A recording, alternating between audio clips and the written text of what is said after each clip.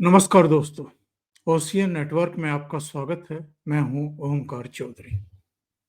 2004 में डॉक्टर मनमोहन सिंह प्रधानमंत्री बन गए थे और अटल बिहारी वाजपेयी चुनाव में हार गए थे।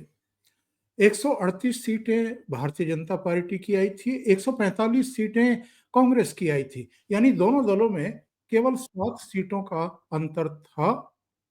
इसके बावजूद कांग्रेस ने वामपंथियों, कुछ छोटे दलों, सपा, बसपा, ऐसे तमाम कहीं का ईंट कहीं का रोड़ा भानुमति ने कुनबा जोड़ा वाले अंदाज में सरकार बना ली थी।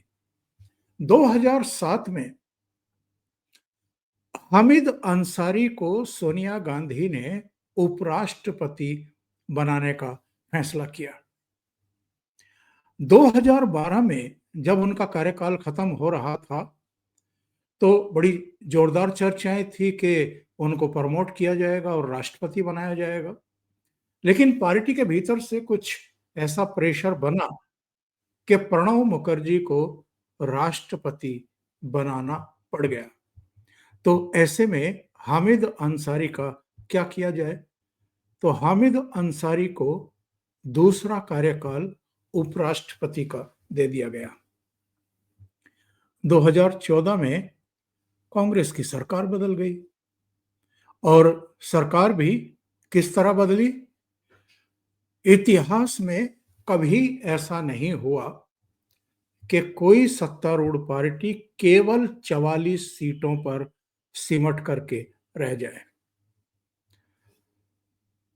नरेंद्र मोदी के नेतृत्व में भारतीय जनता पार्टी को ही अकेले दम पर 282 सीटें मिल गई और अगर गठबंधन सहयोगियों की, एनडीए की सारी सीटों को मिला लें तो ये संख्या 333 हो गई थी।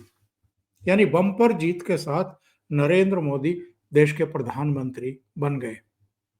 लेकिन 2012 में जिनको दूसरा कार्यकाल दिया था सोनिया गांधी ने, यानी हामिद अंसारी, वो 2014 से लेकर के 2017 तक चूंकि उपराष्ट्रपति रहे, 5 साल का उनका अपना कार्यकाल उन्होंने पूरा किया, तो ये जो 3 साल थे 2014 से 2017 के बीच में, इसमें उन्होंने अपनी हरकतों से मोदी सरकार को लिटरली एक तरीके से रुला दिया।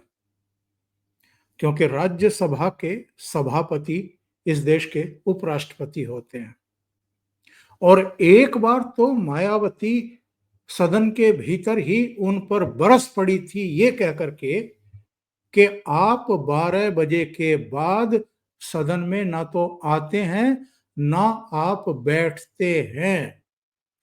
सदन की कार्रवाई चले ना चले, देश के लिए जो महत्वपूर्ण विधेयक हैं वो पारित हो या ना हो, आपको जैसे इससे कोई लेना देना ही नहीं है। आपकी जैसे सरकार के प्रति कोई जिम्मेदारी, कोई जवाबदेही ही नहीं है। और इन 3 सालों में जो सत्ता से बाहर गई थी कांग्रेस पार्टी 2014 में, उसकी राज्यसभा में ठीक ठाक स्ट्रेंथ थी।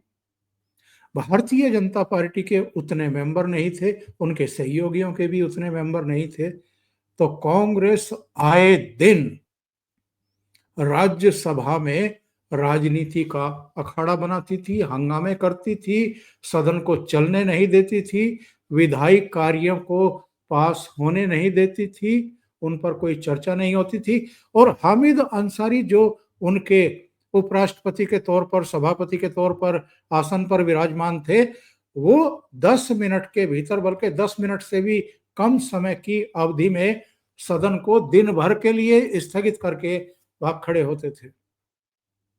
3 साल तक मोदी सरकार ने उनकी इन हरकतों को झेला और जब ये रिटायर हुए 2017 में, आपको वो वीडियो मिल जाएगा सोशल मीडिया पर।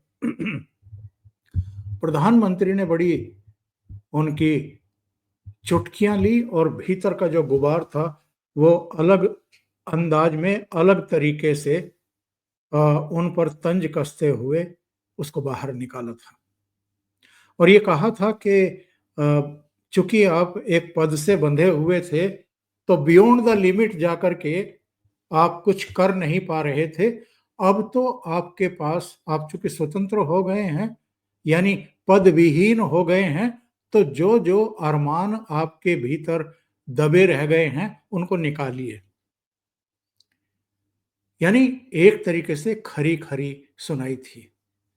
तो कांग्रेस का जो रवैया रहा है मोदी सरकार के प्रति और प्रधानमंत्री मोदी के प्रति, और मैं तो कहूंगा कि जो भी जनादेश आता है, जो भी देश की जनता निर्णय करती है अपने मत के जरिए, वो सर्वोच्च स्तर पर अगर देखें तो देश के हित में होता है।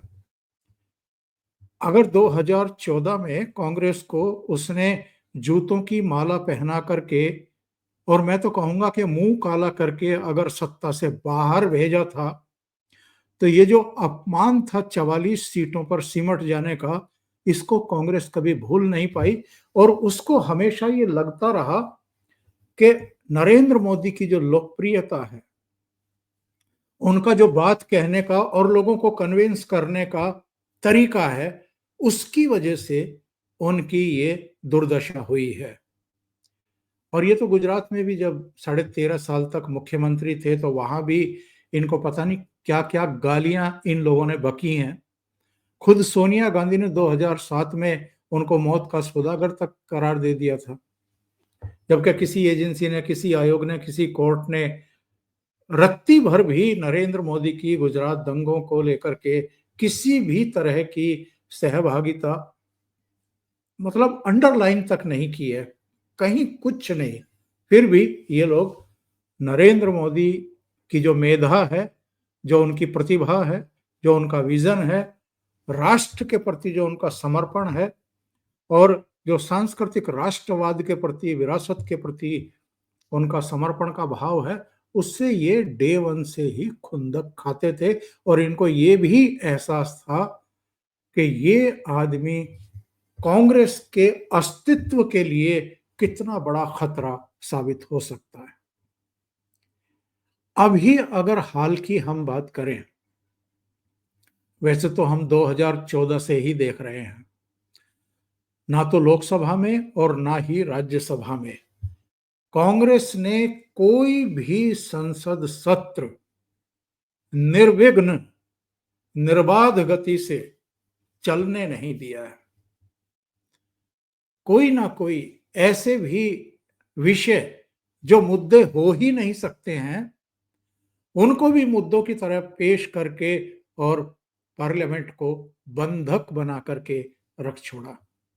बहुत सारे मुद्दे ऐसे बीच में आए हैं जिनको लेकर के इन्होंने हर संसद सत्र के शुरू के 10, 12, 15 दिन डिस्ट्रॉय करके रख दिए।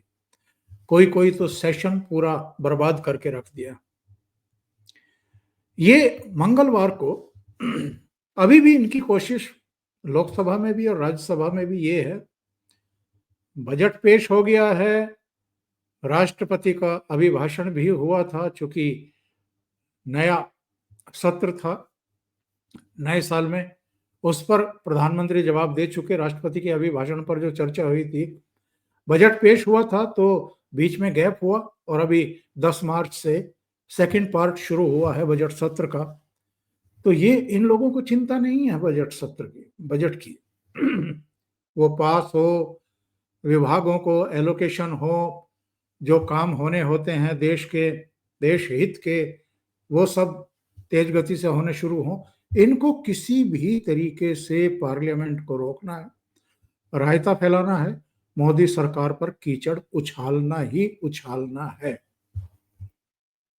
अब मंगलवार को एजुकेशन मिनिस्टर कुछ समय के लिए राज्यसभा में नहीं थे। उप सभापति चेयर पर थे, क्योंकि सभापति जगदीप धनखड़ साहब अस्वस्थ हैं, एम्स में हैं, तो वो चेयर पर थे। तो इसको मुद्दा बनाया गया। जब हरिवंश जी ने शिक्षा मंत्री को पुकारा तो वो नहीं थे, सदन कुछ समय के लिए स्थगित किया गया उसके बाद फिर बैठा तो मल्लिकार्जुन खड़गे जो नेता प्रतिपक्ष हैं, उन्होंने ये सवाल खड़ा किया। वो सरकार को घेरना चाहते थे, वो मंत्री को घेरना चाहते थे, वो मंत्री का इस्तीफा मांग रहे थे और पहले ही सदन के बाहर इन्होंने एक पूरी भूमिका बनाई कि साहब मोदी सरकार के मंत्री कितने नॉन सीरियस हैं अपने काम को लेकर के, कि जब उनको बुलाया जा रहा था सदन में तो वो सदन से गैर हाजिर थे। और किस तरह के शब्दों का प्रयोग किया है मल्लिकार्जुन खड़गे ने, हैरानगी होती है। मैं आपको सुनवाता हूं और उसके बाद फिर इस पर जरा चर्चा करते हैं।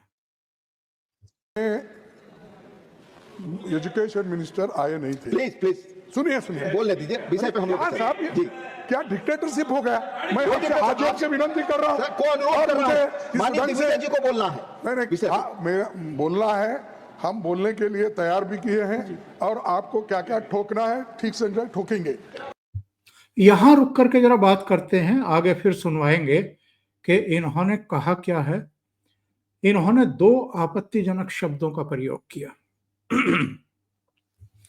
जब उपसभापति कुछ व्यवस्था देने की कोशिश कर रहे थे, इनको रोक रहे थे, तो इन्होंने तुनक करके क्या कहा कि क्या डिक्टेटरशिप है। यानी अगर चेयर पर बैठे हुए सभापति या उपसभापति कोई आपको हिदायत दे रहे हैं, कोई निर्देश दे रहे हैं, तो ये कह रहे हैं कि क्या डिक्टेटरशिप है, क्या तानाशाही है कि हमें बोलने नहीं दे रहे। चेयर को सीधा चैलेंज और चेयर का सीधा अपमान। ये तो उपसभापति हैं। मल्लिकार्जुन खड़गे अनेक बार अब तक सभापति का, जगदीप धनखड़ का अपमान कर चुके हैं। हर मुद्दे पर ये खड़े हो जाते हैं, हर मुद्दे पर इनको बोलना होता है। ना इन्होंने नेता प्रतिपक्ष की कोई गरिमा मर्यादा रखी है उस पद की, और ना ही सदन के चेयरमैन की, सभापति की इन गरिमा की चिंता इनको है, ना सदन की भी एक गरिमा और मर्यादा होती है, वो भी इन्होंने बेच खाई। तो इन्होंने एक शब्द का प्रयोग किया, क्या डिक्टेटरशिप है, और दूसरे शब्द का प्रयोग इन्होंने जो किया है, फिर से मैं सुनवाता हूं आपको। इन्होंने कहा कि हमने पूरी तैयारी कर रखी है और हम आपको ठोकेंगे। सुन लेते हैं दोबारा से।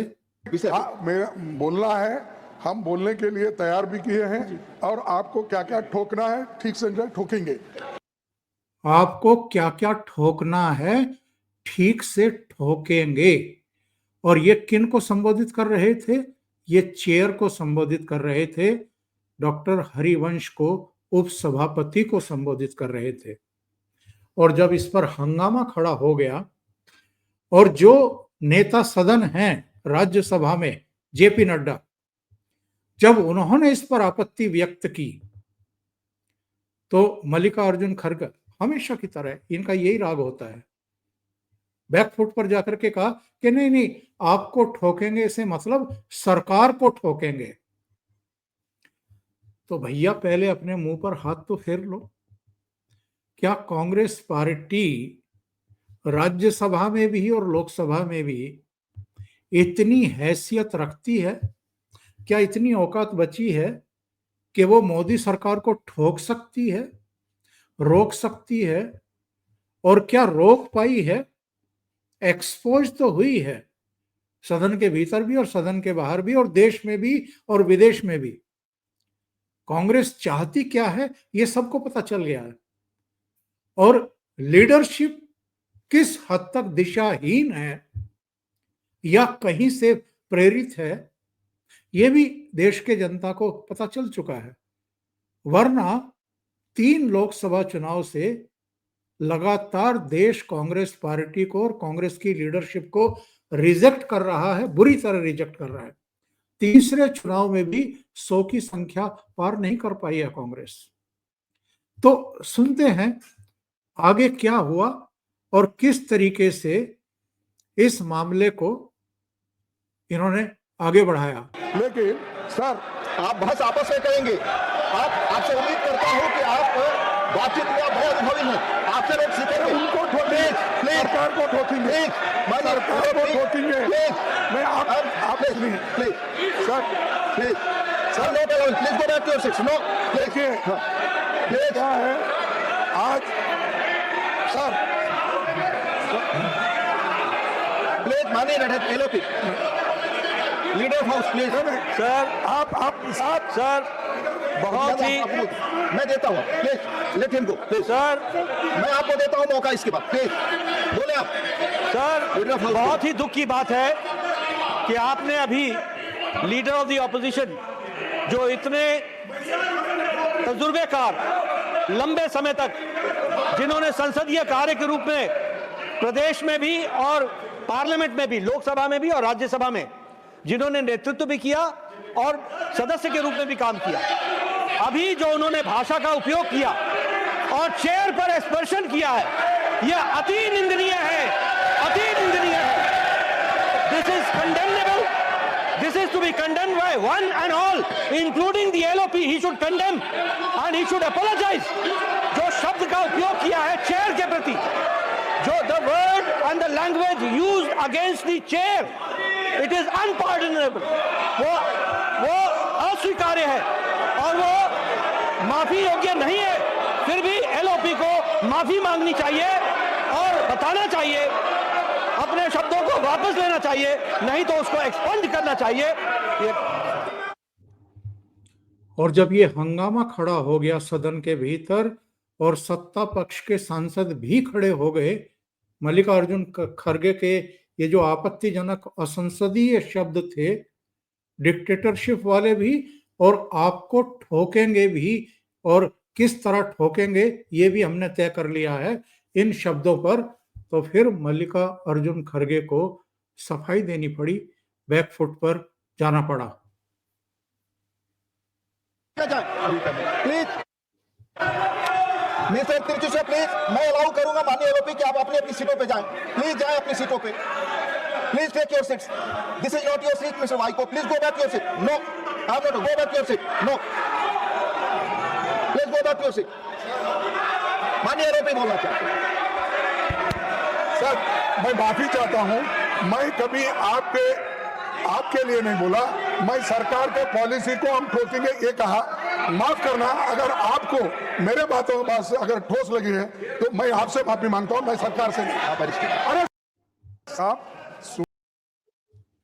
मैं आपसे माफी मांगता हूं, सरकार से नहीं। यानी सरकार को तो हम ठोकेंगे, ये डंके की चोट पर ये नेता प्रतिपक्ष कह रहे हैं राज्यसभा में। और ये केवल नेता प्रतिपक्ष नहीं है, ये कांग्रेस के इस समय राष्ट्रीय अध्यक्ष भी हैं। पर मैं मल्लिकार्जुन खड़गे से पूछना चाहता हूं, आपकी इतनी हैसियत बची है क्या? आप सरकार को ठोकें और किसी पार्टी को, किसी सरकार को कोई पॉलिटिकल पार्टी, अपोजिशन की कोई पॉलिटिकल पार्टी ठोक भी नहीं सकती है। ये तो जनता तय करती है कि किसको रोकना है, किसको ठोकना है। और देश की जनता 3 बार से आपको ही ठोके जा रही है। अभी के लिए इतना ही। बहुत बहुत धन्यवाद। अगर आपको ये चैनल और इसके कंटेंट पसंद आ रहे हैं तो लाइक करें, कमेंट करें, वीडियो को शेयर भी करें। अभी तक अगर आपने ये चैनल सब्सक्राइब नहीं किया है तो सब्सक्राइब कर लीजिए और साथ में लगे बेल आइकॉन को दबाना ना भूलें। बेल आइकॉन में भी ऑल वाला बटन दबाएं ताकि सभी वीडियो के नोटिफिकेशन आपको समय से मिलते रहें। बहुत बहुत धन्यवाद। नमस्कार।